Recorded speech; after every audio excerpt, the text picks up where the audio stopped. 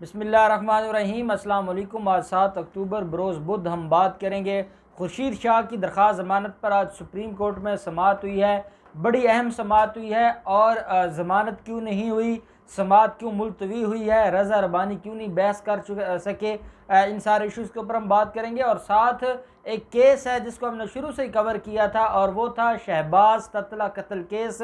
शहबाज ततला जो कि साबका एडवोकेट जनरल थे, एडिशनल एडवोकेट जनरल थे, उनका मर्डर हुआ था। SSP मुफख्खर अदील ने उनका मर्डर किया था और उस केस में भी बड़ी अहम पेशरफ्त हुई है। और मैं समझता हूँ कि जो CCPO लाहौर उमर शेख ने जब चार्ज संभाला था और इस केस का स्पेशली उसने जिक्र किया था कि इस केस को मैं आगे लेकर चलूँगा, और उन्होंने वो हक अदा किया है और बड़ी अहम पेशरफ्त हुई है इस केस में, वो भी मैं आपके साथ शेयर करूंगा। पहले हम बात कर लेते हैं खुर्शीद शाह के हवाले से। खुर्शीद शाह की आमदन से ज़्यादा असासाजात केस में वो जेल में हैं और लंबे अरसे से जेल में हैं और उनको कोई भी रिलीफ नहीं मिला। और उनके खिलाफ ट्रायल पेंडिंग है, अभी तक फर्द जुर्म नहीं लगा और वो इस वक्त भी जेल हुकाम की कस्टडी में है, लेकिन वो जेल हुकाम के पास नहीं है बल्कि वो प्राइवेट हॉस्पिटल में है और वो एम्बुलेंस के ज़रिए आते हैं नैब सखर अदालत में और वहीं से वो वापस चले जाते हैं। मीडिया पर तकरीर भी करते हैं और बिल्कुल ठीक ठाक हैं, लेकिन वो जो डॉक्यूमेंट्री वो बीमार हैं और वो हॉस्पिटल में हैं, जैसे मीर शकील व रहमान हॉस्पिटल में हैं, या ये आपको जितने माफियाज हैं या जाते ही हॉस्पिटल में आपको नज़र आते हैं। अब होता क्या है कि इनकी एक दरख्वास्त ज़मानत थी। जब एहतसाब अदालत सखर ने इनकी ज़मानत मंजूर कर ली थी और अभी मुचलके नहीं हुए थे, जज साहब नहीं थे, और नैब ने ज़िंदगी में पहली दफ़ा कोई अच्छा काम किया था और उस ऑर्डर को चैलेंज किया। उस ऑर्डर को चैलेंज करने के बाद जो ऑनरेबल सिंध हाई कोर्ट थी, उन्होंने सेट असाइड कर दिया था वो सखर एहतसाब अदालत का वो फ़ैसला। और उसके बाद फिर दरख्वास्त ज़मानत चलती रही। मुल्ज़म खुर्शीद शाह की, उनकी 2 बीवियाँ हैं और बच्चे हैं उनके ख़िलाफ़। तो बीवियों की और एक बेटे की दरख्वास्त ज़मानत मंजूर हो गई थी। एक जो बेटा है कुर्बान शाह जो कि MPA है, उनकी अबूरी ज़मानत खारिज हुई थी और उनकी अबूरी ज़मानत भी दोबारा से जो प्री अरेस्ट बेल है वो सुप्रीम कोर्ट में पेंडिंग है। साथ खुर्शीद शाह की दरख्वास्त ज़मानत भी खारिज कर दी थी और खुर्शीद शाह काफ़ी लंबे अरसे से जेल में हैं और वो काफ़ी मायूस भी हैं और बिलावल ज़रदारी एंड माफिया नाकाम हो चुके हैं खुर्शीद शाह को रिलीफ दिलवाने में। और खुर्शीद शाह अब जब आते हैं अदालत में तो उनकी जो बॉडी लैंग्वेज होती है वो इतने डरे और सहमे हुए हैं कि उनको ये नज़र आ गया है कि जरदारी ख़ानदान सिर्फ अपने लिए NRO मांग रहा है, वो किसी और का खैर खा हो ही नहीं सकता और वो किसी और के बारे में नहीं सोचेगा। और फिर उनका बिज़नेस था, पूरे अंदरून सिंध में जितने भी इलीगल काम थे वो सारे के सारे खुर्शीद शाह के ज़िम्मा हुआ करते थे। तो अब वो सारा उनका बिज़नेस भी कोई और संभालता है, तो बड़ी परेशानी थी। और इनकी जो दरख्वास्त ज़मानत है वो पिछले हफ्ते उमर अता बंदयाल साहब के बेंच में लग गई थी और उमर अता बंदयाल साहब के और इनके वकील हैं रज़ा रबानी साहब। उमर अता बंदयाल साहब के जब बेंच में लगी तो उमर अता बंदयाल साहब ने ज़ाती वजूहात की बुनियाद पर केस सुनने से इनकार कर दिया था और उन्होंने सिफारिश की थी चीफ जस्टिस ऑफ पाकिस्तान को कि वो इसके ऊपर एक और बेंच बनाए और अगले हफ्ते इसके ऊपर समाअत हो। बेंच बन जाता है, समाअत होती है, लेकिन पिछली दफ़ा रज़ा रबानी कहते हैं जनाब आप ही सुने, जनाब आप ही हमारी बात सुन सकते हैं, आपको ही हम अपनी बात समझा सकते हैं। फिर कहा गया कि जनाब इसमें लंबी तारीख ना कीजिएगा, इसमें लंबी डेट ना हो, हमारे लिए बड़ी परेशानी है, मुल्ज़म काफ़ी अरसा से जेल में है, हमारे लिए बड़ी हमें बड़ी मुश्किलात का सामना है। सब कुछ होता रहा, लेकिन आज जब केस लगा तो रज़ा रबानी साहब अदालत में पेश होते हैं और उनकी तरफ से एडजर्नमेंट की एप्लीकेशन आ जाती है और वो कहते हैं जी कि इस केस को एडजर्न किया जाए। अब जब एडजर्न करने का कहा गया तो ऑनरेबल सुप्रीम कोर्ट ने पूछा कि आपके कहने पर और आपकी रिक्वेस्ट पर शार्ट डेट हुई थी और ये ज़मानत का केस है और अगर केस लग भी गया है तो आप उसमें बहस करें। नैब रिकॉर्ड लेकर आया हुआ है, नैब अपनी बहस करेगा, नैब के प्रोसिक्यूटर अपनी बहस करेंगे और हम इस दरख्वास्त को डिसाइड कर देंगे, बजाय इसके कि ये दरख्वास्त लंबी चलती रहे। तो आपको क्या प्रॉब्लम है? तो उन्होंने कहा जनाब हमें प्रॉब्लम कोई नहीं, लेकिन हमारे साथ हम अभी बहस नहीं करना चाहते। और आज रज़ा रबानी साहब अवेलेबल नहीं हैं और रज़ा रबानी साहब आज नहीं आ सकते और रज़ा रबानी साहब को आज की मुआफ़ी दी जाए और उनकी एडजर्नमेंट मंजूर की जाए। अब मैं आपको असल बात बताता हूँ। असल बात यह है कि क्या ये हो सकता है कि खुर्शीद शाह की दरख्वास्त ज़मानत सुप्रीम कोर्ट में लगे और उनकी ये मजाल कि वो आए नहीं और वो कहें जी कि नहीं आज नहीं कल, कल नहीं परसों, ये कैसे हो सकता है? उसकी वजह यह है कि ये बड़े समझदार लोग हैं और ये बड़े ही माफियाज से रिलेटेड लोग हैं। ये अपनी मर्ज़ी के बेंच देखते हैं, ये अपनी मर्ज़ी के जजेस को देखते हैं और ये उम्मीद करते हैं कि शायद इनको कोई रिलीफ मिल जाए, और ये हमेशा से ही चोर रास्ते से रिलीफ लेने की कोशिशें करते हैं। जब इनको ये लगता है कि ये जो बेंच है, हमारे यहाँ ऐसे ही होता है, और ये मैं को बात वैसे नहीं कह रहा, हम लाहौर हाई कोर्ट में प्रैक्टिस करते हैं और हम देखते हैं कि किस जज साहब का क्या माइंड है, कौन सा जज ज़्यादा रिलीफ देता है, कौन क्रिमिनल मैटर्स में ज़्यादा रिलीफ देता है, कौन सा जज है जो अक्यूज साइड पे ज़्यादा रिलीफ देता है। तो ये एक हर वकील को जो हाई कोर्ट्स में, सुप्रीम कोर्ट्स में प्रैक्टिस करते हैं, तो उनको जजेस की नेचर का पता होता है और वो ये जानते हैं कि क्या क्या कौन सा जज कैसे रिलीफ देता है या किस पार्टी को रिलीफ दे सकता है। ये चीज़ें रेगुलर एक हमारी जो प्रैक्टिस का हिस्सा होती हैं। अब इनको ये लगा कि इनको रिलीफ नहीं मिलने वाला और इन्होंने एडजर्नमेंट दे दी, और वो एडजर्नमेंट गैर मुअय्यना मुद्दत के लिए मुलतवी हो गई।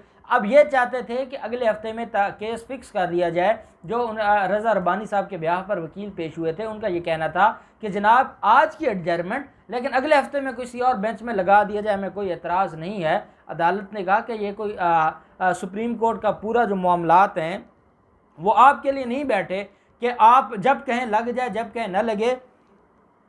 आज आपकी रिक्वेस्ट पर और आपकी इस्तदा पर ये केस लगा था, आज आपने बहस नहीं की, आपके वकील साहब हाजिर नहीं है, और रज़ा रब्बानी साहब को कहें आप वो लंबे अरसे पर एडजर्नमेंट लेते रहें, हमें कोई फ़र्क नहीं पड़ता। अब जब रेगुलर हेयरिंग में इस केस की बारी आएगी तो ये सुना जाएगा। ऐसे नहीं होगा। अब क्योंकि फ़ारूक एच नायक साहब अपने केस में, वो जो डेनियल पर्ल केस है, अमरीकी सहाफ़ी के कत्ल का केस, जिसके ख़िलाफ़ सिंध हाई कोर्ट ने अपील की हुई है, क्योंकि मुलज़मों की रिहाई का हुक्म दे दिया था सुप्रीम कोर्ट ने, और ये जो नज़रबंद किया हुआ है सिंध हुकूमत ने, और साथ सिंध हुकूमत ने चैलेंज किया था, तो सिंध हुकूमत के ब्याह पर फ़ारूक एच नायक साहब पेश होते हैं इन सारे केसेस में। और ये जो सिंध हुकूमत है, या जैसे पंजाब हुकूमत एक वक्त हुआ करता था कि पंजाब हुकूमत के ब्याह पर ये सारे जो नून लीग के वकला हैं ये पेश होते थे, तो क्योंकि इन्होंने अपने केसेस की जो फीसेस हैं ये उन्होंने हुकूमत के खाते से दिलवानी होती हैं, तो इसलिए अब सिंध हुकूमत को अगर रिप्रेजेंट करना है तो वो फ़ारूक एच नायक साहब ही करेंगे, एडवोकेट जनरल सिंध नहीं करेंगे, क्योंकि प्राइवेटली ख़जाने से फिर फीसें जाएंगी और फिर उन फीसों से आसफ जरदारी के भी केसेस लड़े जाएंगे और बाकी सारे मामलात भी देखे जाएंगे। अब फ़ारूक एच नायक साहब को भी वहाँ से रिलीफ नहीं मिला, और अदालत ने उनकी जो नज़रबंदी थी या उनको मज़ीद उनकी जो सज़ा मुअत्तली थी वो उनको जो मुलतवी नहीं किया, बल्कि अदालत ने कहा कि हम मज़ीद उनकी जो सज़ा मुअत्तल है वो नहीं रख सकते। अब फ़ारूक एच नायक साहब भी अदालत में मौजूद थे जब खुर्शीद शाह की ज़मानत पर बहस हो रही थी, और खुर्शीद शाह के तरफ से फ़ारूक एच नायक साहब भी परेशान हो गए। उन्होंने कहा कि ये तो फिर काम लंबा हो जाएगा, और पहले बड़ी परेशानी है, पहले खुर्शीद शाह का ये गिला है कि मुझे कोई छुड़वाता नहीं है, मुझे कोई रिलीफ नहीं लेके देता, मेरे केस को कोई परसू नहीं करता। तो उन्होंने भी अदालत से गुजारिश की कि नेक्स्ट वीक में रखें। अदालत ने कहा नहीं, हम इसको गैर मुअय्यना मुद्दत के लिए मुलतवी करते हैं, जब अब केस लगेगा तो ये सुनी जाएगी। और खुर्शीद शाह जो ये समझते थे कि शायद अक्टूबर के महीने में उनको ज़मानत मिल जाएगी, उनकी ज़मानत फ़िलहाल उसकी उम्मीद टूट गई है, और उनका अगला अरसा भी जेल में रहने का जो सामान तैयार है, और वो जेल तो कोई नहीं लेकिन फिर भी वो कस्टडी में रहेंगे।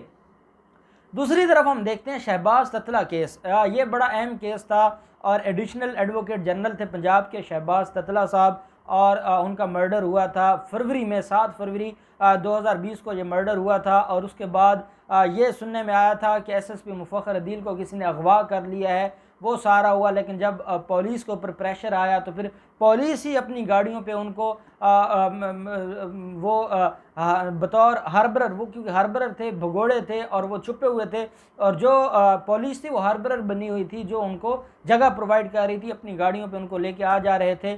तो उनको शुमाली इलाका जहाज से गिरफ़्तार किया जाता है, और बाद में जब भांडा फूट जाता है पुलिस के झूठ का, तो ये बात समझ आती है कि एसएसपी मुफख्खर अदील को अगवा नहीं किया गया था, बल्कि वो भाग गया था और उन्होंने शहबाज ततला को कत्ल किया है। शहबाज ततला को कत्ल किया गया। फिर ये भी सुनने में आया, जो बयान दिया एसएसपी मुफख्खर अदील ने, कि शहबाज ततला की उनकी वाइफ के साथ नाजायज़ ताल्लुकात थे और इसी बुनियाद पर उसने कत्ल किया है।